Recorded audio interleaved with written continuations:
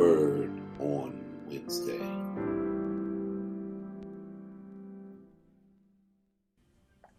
Good evening, everyone. This is Dr. Lewis Tait, pastor of the Village Church and the marvelous people of the Village. I'm so glad that you're joining me here on this first Wednesday in March. And we did have some technical difficulties. And so thank you for being patient. You know, this technology, man, you always run into some issues. You know, some of you on your jobs. Good to see you, Sharice and Brenda Perry. Would you all please go down to your share line and invite your friends who are on your feed and invite them to join us, if you will. And good to see you, Edith. Good to see you. So take the opportunity to invite some people with us. A good, wonderful, lovely community in Benning Terrace and all the wonderful people that live there. Good evening and happy March. Good to see Elder Jackie as well. So please go down to your share line on Facebook. If you must be on the church's Facebook page, and you can just go down and push share, and then you can copy the link. Sometimes it says, or you can just add your friends and just invite them. Simply invite them and tell them to join us tonight. As you are we're getting ready to go into this Bible study, and hope that we will be have fewer technical problems going forward. I want to just give a few announcements.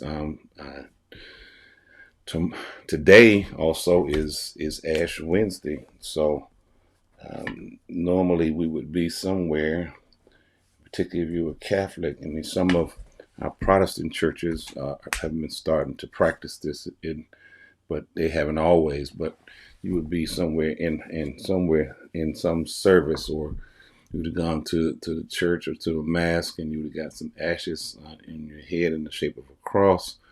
And of course, those ashes traditionally were made from the palm branches of the previous year that were used for Palm Sunday.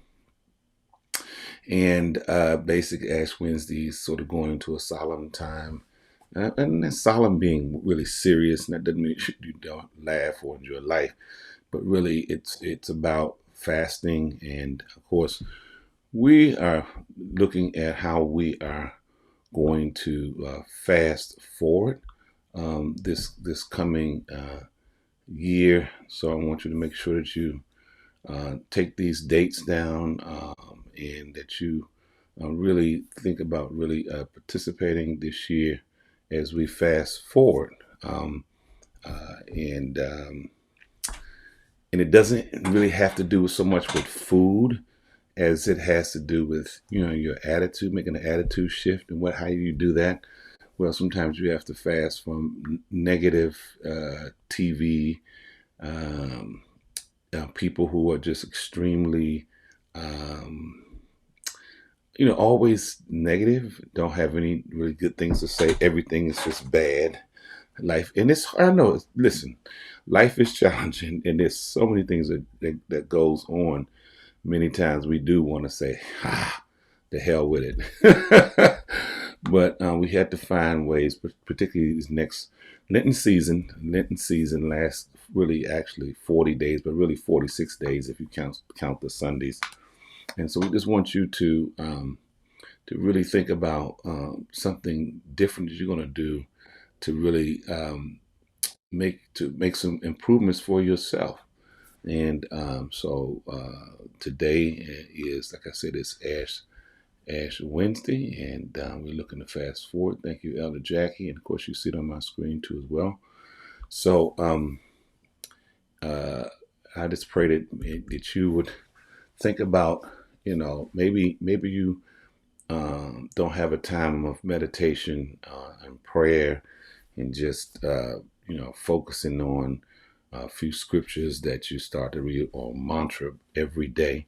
Maybe for 40 days, you're going to set aside that time to do that. Maybe during this 40 days, not saying that you wouldn't use social media, but you would limit the amount of social media. Maybe it's not an issue for you. So something that's going to push you to do something different. And you know what that is. And the things that come easy to you. It's not a sacrifice. It's not.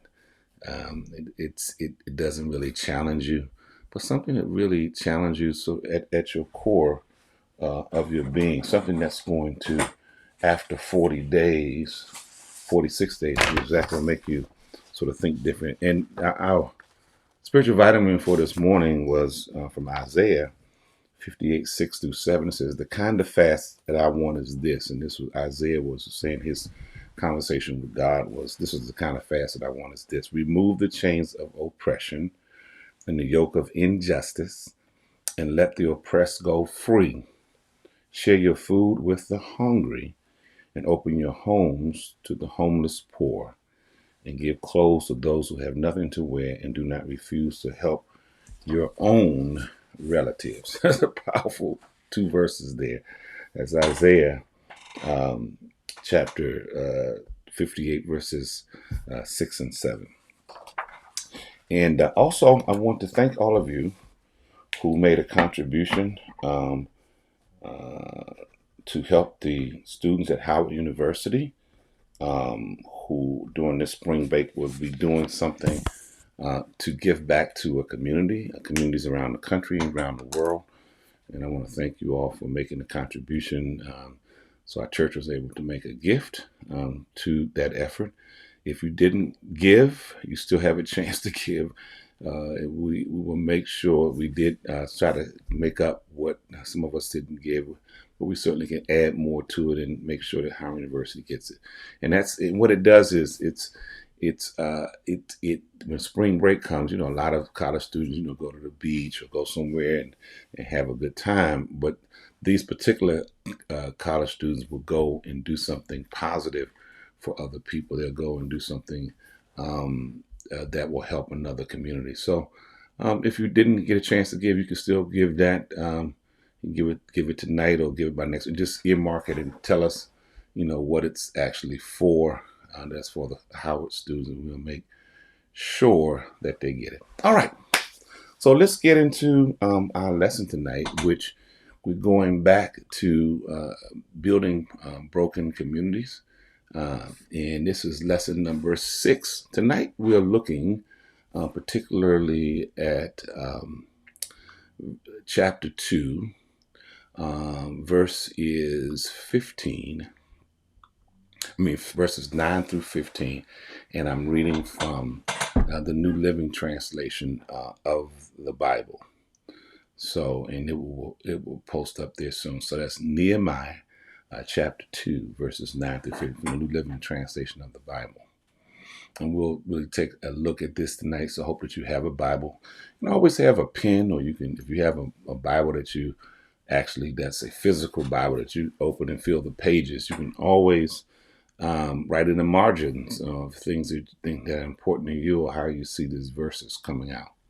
So I want to read a portion of it. That's Nehemiah chapter 2, verses 9 through 15 from the New Living Translation of the Bible. And it reads this way. It says, when I came to the governors of the province, and this is Nehemiah, west of the Euphrates River, I delivered the king's letters to them. And that's like his visas. And then it says, the king, I should add, had sent along army officers and horsemen to protect me. And that's very interesting. He not only made a way for him, not only gave him all the things he pretty much asked for, but he also sent him protection as he was traveling throughout the region on his way to Judah, some 800 miles from Susa, which was the capital of the Persian Empire. Then verse 10 says, when Sanballat the Hornite and Tobiah the Ammonite official heard of my arrival, they were very displeased that someone had come to help the people of Israel. I think I'm going to stop there because next week we'll look at when I arrived in Jerusalem, verse 12, and 3 days later I slipped out at night. We'll talk a lot more about that, but I want to focus in particularly when he arrived there and what these two men, Sanballat and Tobiah, how they were very displeased that someone had come to help the people of Israel. Now, I don't know about you, but when I saw that, when I read that, the first question in my mind, he's coming to help them. Why would anybody be upset about someone coming to help another individual or to make life better for them? Why would that be an issue? So I had a few questions. And of course, if you want to put something in the chat, you can certainly do that. And yes, we want to thank all of you for donating to the HA, to the Howard University Fund. Thank you so much. And all right, so think about some of these questions that I definitely want to raise. Um, and you may have some of your own, so you can also think about them as well. But have you ever asked why some people hate your success? Have you been around people and maybe you've been struggling for a number of years, or maybe you've just been trying to accomplish some things, and it just seems like when you get there, you think that everybody will just be so happy for what you are achieving and what you are accomplishing, uh, and they just have a problem with it. Yeah, Miss Perry, some people like things the way it is. You're absolutely right. Some people don't want anything to change, and some people actually would prefer you to be miserable because they like you that way. They don't want to see you change. And some people, sometimes it's not always malicious, and it's hard for me to say that because in some cases it's not. It's just some people are very insecure in their own place in life and what they're doing, and so they project their insecurity onto you, and or they put you in a position where you are, totally dependent on them. I was watching a movie the other day. Matter of fact, I think it a series. Yeah, it was a series, and and the thing is, it was twins, and one of the twins, she really sabotaged her sister's life so that her sister wouldn't leave her. And there are people who do those things, and sometimes it comes out of a place of jealousy. Her sister happened to be ill, to have a mental illness, and that was part of her problem. But it also did a lot of damage, not only to her sister, but it also landed their next door neighbor in prison for about 18 years for a crime he did not do. So anyway, what caused another person to hate that you want to be successful by helping other folks? So success is not always, particularly in America, we always got to kind of see from a different perspective, out of a different set of lenses, because in America we see oftentimes from a capitalistic, consumption oriented society where everything is about what I can get, how much money I can get. Can I be a billionaire? Can I be a millionaire? When I get to these places, that's never enough. So I have to do, I got to go to the next stage. And so, but think about this, what causes another person to hate that you want to be successful uh, by helping other people? And I mean by really helping them, not just writing a grant. And so you can get a grant to do some work, and 70% or 80% of the grant goes to administrative costs, and then the rest of it may reach the people.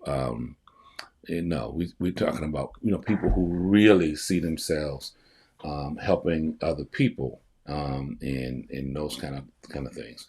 So um, I read an article because when I was asking these questions, I was trying to figure out, have we been involved with people like that? I think I have in my life where, you know, um, even in ministry, I've been in ministry now. God, I grew up a preacher's kid, but now it's like I've been in ministry close to 40 years, and unfortunately there are some persons who are part of the clergy, Part of their profession, their vocation is pastoring and ministering.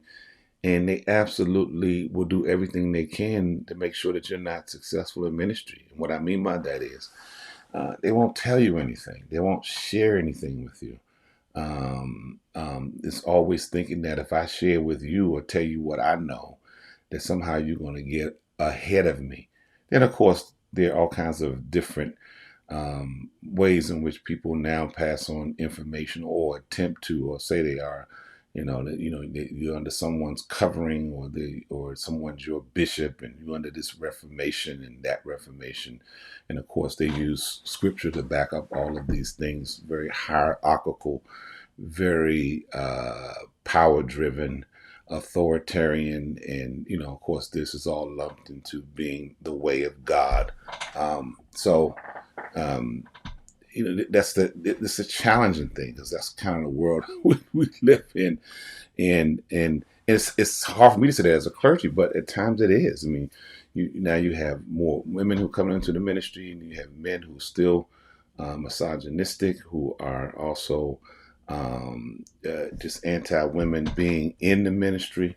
They're sexist. Some of them are very homophobic, and so they make it very difficult for, say, women who now coming into ministry to get their footing, because they don't share. They keep them out of certain circles, because in their hearts, pastoring is not for women, or ministry period for some men is not for them, and that's a very difficult thing, because when you search the scriptures, it's really there's so many places that really unearths that kind of thinking. So when I was thinking about this, I also came across this article that appeared in Wall Street, the Black Wall Street Times, published in February 24th, 2018, entitled "Why Some White People Fear the Success of People of Colors" by Rebecca Leas. She's the contributing author to this, and it says, why is it that, ask a question from the beginning. It says, why is it that why is it that those in the privileged majority, predominantly white people, fear the success of people of color? Let me say it again. Why is it that those in the privileged majority, predominantly white people, fear the success of people of color? And this is from an article. It was written in 2018 from the Black Wall Street Times. All right, so this is a question Rebecca Leas, the author, raises. And then she asks another question. Is it that when the oppressed are empowered and flourishing, that we as the oppressors, so she's naming hers, we as the oppressors, fear our loss of power?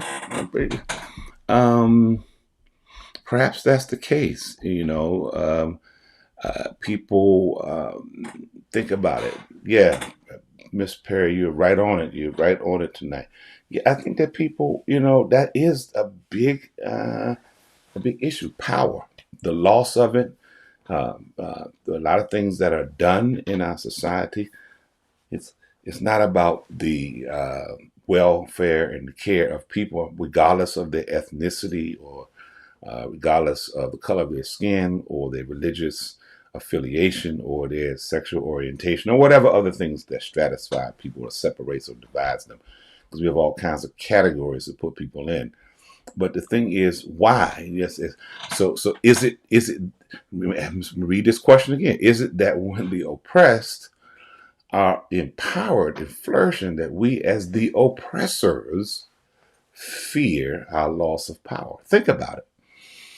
For example, this past election, at the end of in 2019, leading in 2020, and we elected a new president. Think about it.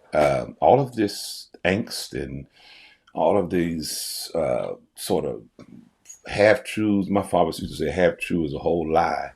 But all of this talking about the election being rigged and false, and of course, I heard today that Russia chimed in and said it was rigged. Of course, they would love to have Trump back in the White House because he's an ally.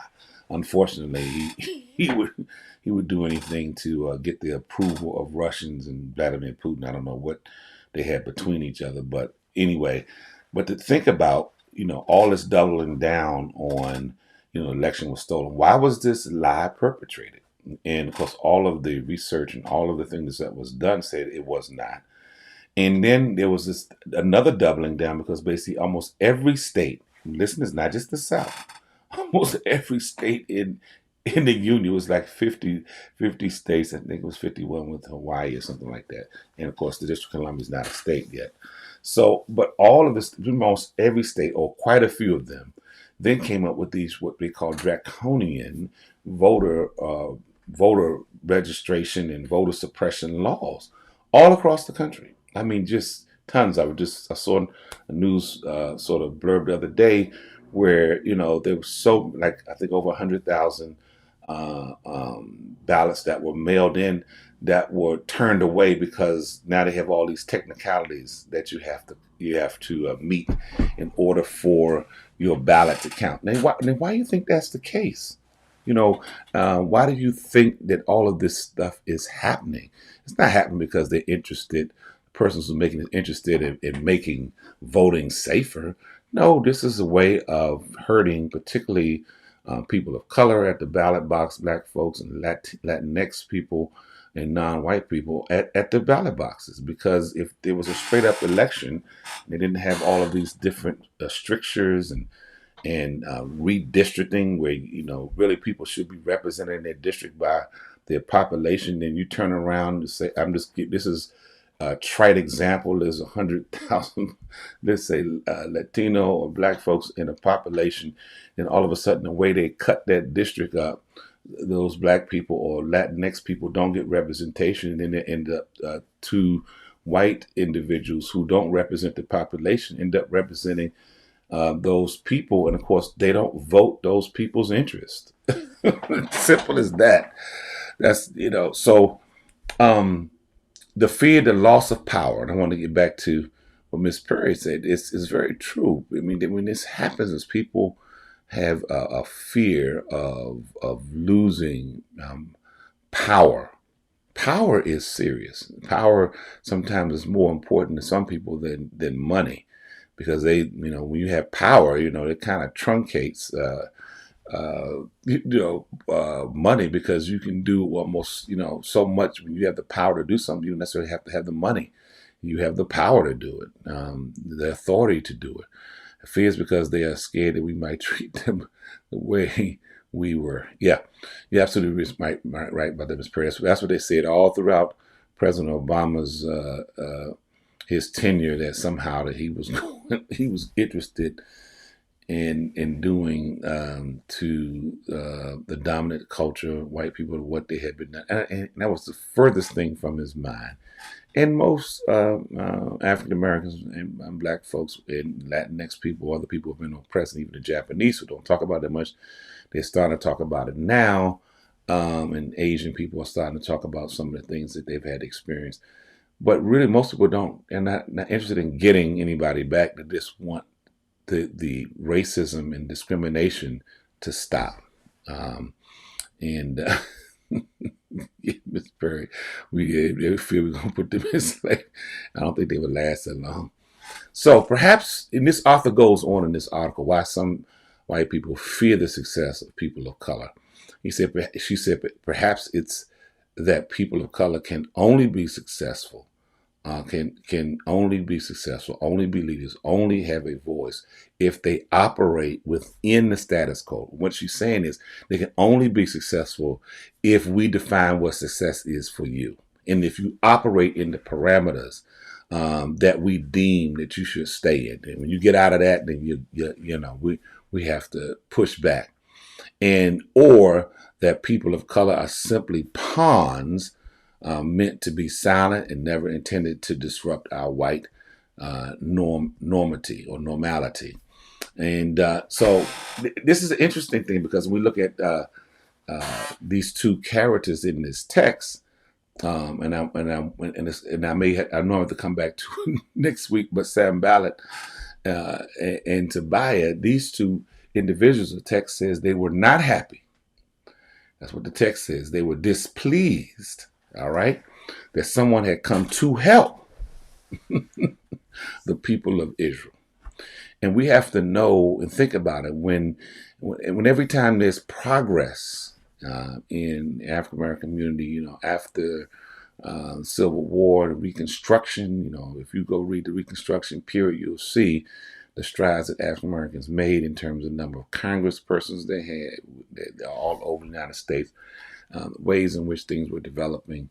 And even this article I'm reading from really is talking about Black Wall Street and how that developed, and so it's there's always this backlash, it seems, when not just a few blacks who seemingly are quote unquote successful, but when more on the masses of us are starting to make strides, and it's like we're not interested in getting anybody back. Well, most of us, we just want the same thing you want. We want our kids to have a good education, to be safe. We want health care that works for everybody. We want to live in a house that's affordable and that's built well. We want communities to be safe. We want to enjoy a good water that's not harmful, and good air. Cars can be electric and we can get off fossil fuels. There's a lot of things we want collectively. But somehow in our country, it's not meant for everybody. It's like everybody, we can't pull everybody up. We don't have enough. And that's a lie. All of this scare tactics of scarcity. And I could show you so much waste just in our country alone, of food, of clothes, of resources, you name it, we waste it. Paulo Freire, in the same article, she quote, the author of Pedagogy of the Oppressed. And I encourage you all to read this, The Pedagogy of the Oppressed. I know it may be a little tough to read, but sometimes you got to push yourself and read some of this stuff. So Paulo Freire, and I'll put him up here so you can get his name, but you need to check him out. It's interesting things that may help learn a few things to grow, get your library together. You don't have to be a PhD or have a doctorate degree. Think about Malcolm X and how he taught himself in prison how to think. Well, he was already thinking, but he read. I mean, he was basically a college professor based on the fact that he read and he thought about what he was reading, and that's an important thing to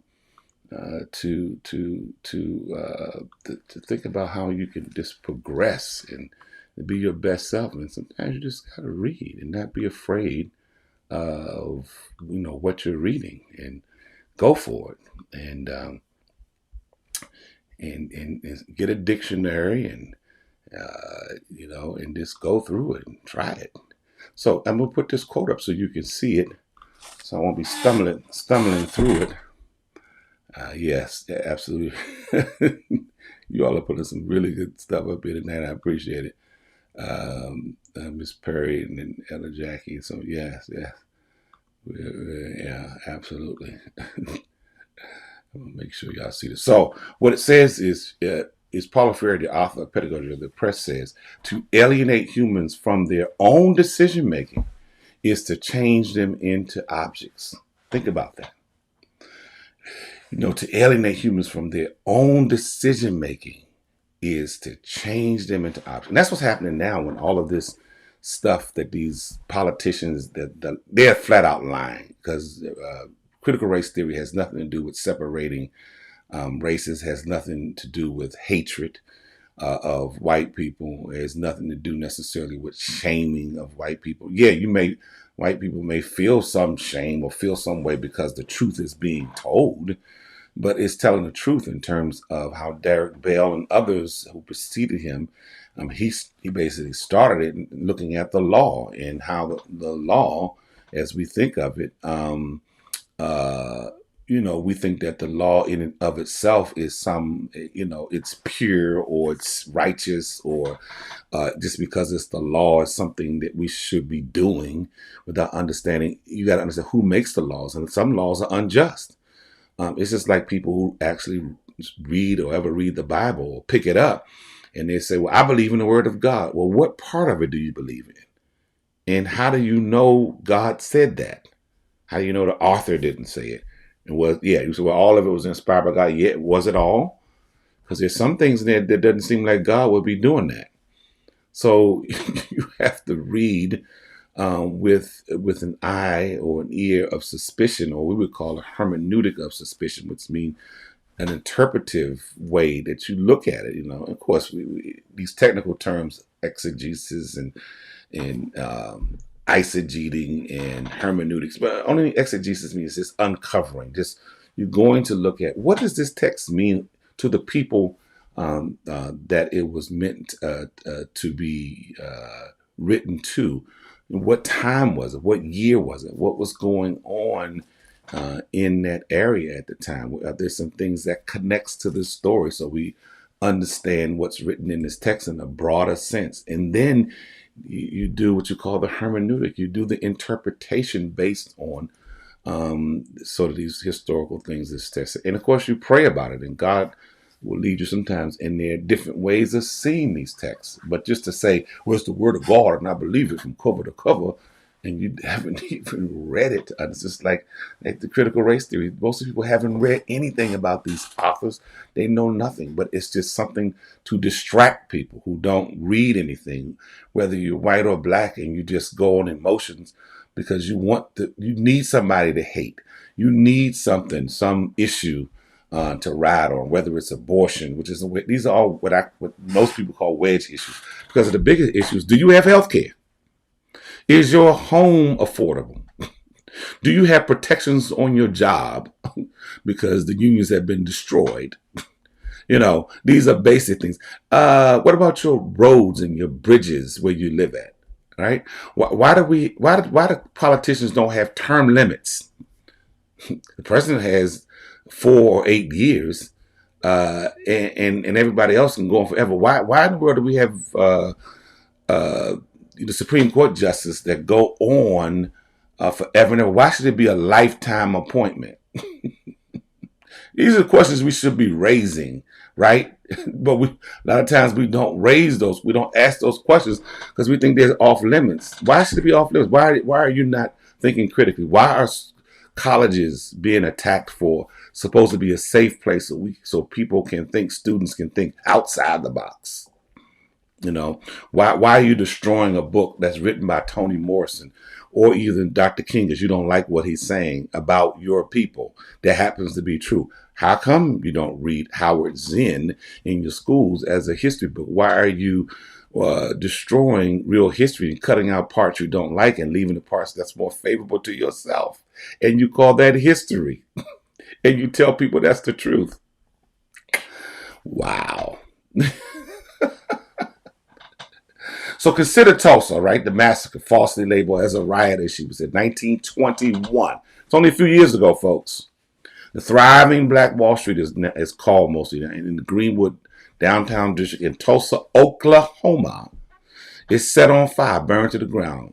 Lives taken by white supremacists under the guise of a scandal between a black man and a white woman, none of which was actually true. The alleged incident was just a distraction from the malicious intent, she says. White people did not want to see black people successful and developing without their assistance. White people feared that they would lose business, money, power, prestige because due to the progression of black leadership in society. Think about it. Every time black folks come up with something that people gravitate towards, or they seems like it's moving, like you'll have big corporations who all of a sudden now they'll be supporting Kwanzaa, or they say they support Black Lives Matter for the moment when it was hot, when they was feeling the heat. But what is the sustained effort? What is the sustained systemic change that needs to happen, not only in corporations but in the government, in policing practices, just the way we live life? Why can't we imagine something that's more equitable and more fair and more just for everybody? Why are we afraid to be imaginative and creative when it comes to how our society is ordered, how we do things, how we get along. Why is it only one way? Why are anything that mentions Marxism or any other kind of thinking labeled as anti-American? What's so American about capitalism? It's a economic system, but what is it based on? Who are the winners and who are the losers? Why can't we have a system that's more of a win-win for everybody instead of having winners and losers, people at the bottom and people at the top, and the few of us who think that we're in the middle, which is a false bottom, a false hope, actually, really, when you start to look at it. And you look at the bottom 20 in America, they have, I mean, the poorest haven't had a raise in 40 years in terms of what they make. And so these are the things that we need to be thinking about. So when I come back to this text, because my time is always fleeting. Because some people how they come back at this kind of thing, this argument. I hate this thing keeps freezing. I'm gonna have to do something about it. So how they come back is they will say, "Oh, look at Oprah Winfrey. Look at Michael Jordan. Look at Beyonce. Look at um, uh, LeBron James or Denzel Washington." So have you noticed?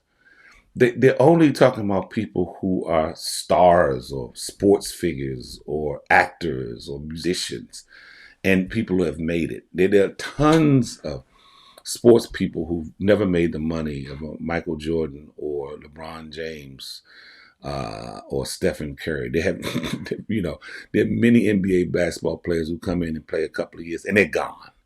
Football players, the average football life of a football player is about 3.5 years. So that means they don't last long. The ones that do are extraordinary. And, like Tom Brady, who played for 20 years. That's not a normal thing that happens. Not in football. Of course, he wasn't touched a lot either. So they made sure he was protected. I think there was a rule they made up because he got hit in the knees. So anyway, extraordinary, football players as football goes. But this is the argument. They have success, power, and fame, and we don't take that away from these people. But while these are incredible people of color, but to use that as an argument is really missing the point, because the majority of people, they don't represent people. They don't live like that. Majority of Americans, whatever color they are, don't live like billionaires or millionaires. They're regular people who work every day or finding some way to take care of their families, and that's what they do. Um, and so when you use that as an excuse for not doing the right thing, that's all it is, because you don't have the will to do the right thing. And many of the people, particularly our politicians and other people who are talking heads, they make millions, like Tucker, whatever his name is on Fox 5. I don't know what his salary is, but I'm pretty sure it's probably seven figures. And all he does is talk. What does he really do to help society? Does he ever really talk to people who are really struggling to understand their stories and have any empathy for them? Or is he coming from a place of privilege? And then he'll probably tell you how hard he worked to get where he is. It's like my professor in my class would say, if you play the Monopoly game and you give me uh, $250, and then you start off with what you're supposed to start off with. I don't know what it is now, 1,000 or 1,500, but you got houses and all that kind of stuff. I mean, you have we may start at the same line, but that's that's the only thing that's equal is that line. But it's not equitable. It's another false model. Yeah, you're right. The people will be happy with their achievement. I mean, really. So you look at this, and let me try to just draw it. I'm going to have to hit this next week, I know. But Sam Ballard and Tobias. I mean, I wondered, when we talk about this thing, what was their fear? Why did they fear? Here comes Nehemiah. He's coming to help the people of Judah. What were they fearing? What were they upset about? Were they profiting off the people of Judah's poverty and demise? Were they profiting off their dysfunction, their brokenness? There are people make a lot of money off poor people in America. It's a vicious cycle. Make a lot of money off poor people. What do you mean by that, Dr. Tait? Well, think about the number of incarcerated persons in America in prison somewhere, in the prison system. That's money. Government pays money for each one of those prisoners to the tune, depending on what's going on, probably to the tune of 25 to upwards, probably $40,000 per person per year. We got over 2 million, I think 2 million in prison, and out of that 2 million, African Americans are the majority. But think about that. There's free labor. That's why privatization of the prison system is so lucrative for some people, because you think about it, if you could get free labor or very cheap labor, and you can trade for this enterprise on the stock market as well. I mean, what a payday! You put out so little, and you get back so much in return. There's no education like in most of these prisons. No educational system. They're few and far between. So that means you're not trying to give a person a leg up when they come out. They may end up being the worst criminal when they come when they get out of prison. So I stopped there today because I can go on and on. It's 8:17. I try to get y'all out in a good time. I've been going over my time a little bit here lately. But I want you to think about Sam Ballard and Tobiah, and perhaps what stirred them up. And as we look at that, the same thing is happening today. We call it a backlash after 8 years of President Obama. I'm not saying he was the best president. He certainly wasn't the worst. There's a lot of things I believe, and most people believe, he left on the table. But one thing we can say, he seemed like a man of integrity. He seemed like he was as honest as he could be. It seems like you wouldn't have half the stuff that we're going on now. It's unbelievable. Just not caring about this basic humanity of people. And so, and of course, some people just didn't like the fact that he was a black man in office as a president. And so, do you see this tremendous sort of backlash? And then the country, elects an actor, or whatever you call Trump. I don't know what he calls himself, whatever. He's not a good businessman. Just check his record to be the president. This is very interesting. So anyway, it's enough for this evening. Look, if we thank you all for your support. Let me tell you something. We could not do it without you all. I want to thank you all for the ways in which you support the village, and your giving, your prayers. And I want to make sure that you understand that this is important for our church as we seek to do ministry in the city of Washington, D.C., particularly in Ward 7. We're not a large ministry, but we try to do the best that we can. Again, thank you for your helping us to help the students of Howard. And if you still have something you maybe want to contribute tonight and that we can send off and send to them, we would like to do it together. And of course, even though the drive is over, they're still accepting money. And so, we also, if you want to give a midweek gift to support our church, or you just didn't give your tithes on this past Sunday, you want to give it tonight, you can give it through Cash App, you can give it through Givelify, or you can go to our website and you can give it there at the village dc.church, www.villagedc.church, or you could mail it the old-fashioned way. So listen, I appreciate all of you. Hope to see you on Sunday. Let people know that we're on at 9 in the morning. We try to rebroadcast again at 11. And so we pray that you would just come and join us and just, be a part of what we're doing and cheer us on. So listen, have a wonderful and great evening, and we will see you on Sunday at 9 a.m. hopefully. God bless.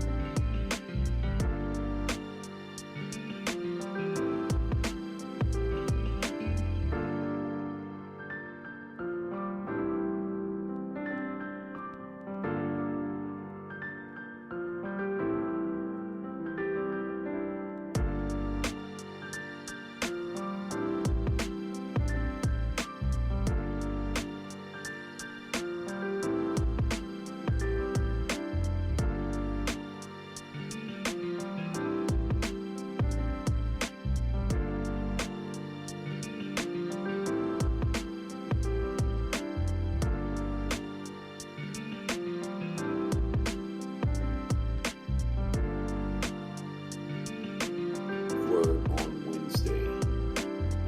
Word.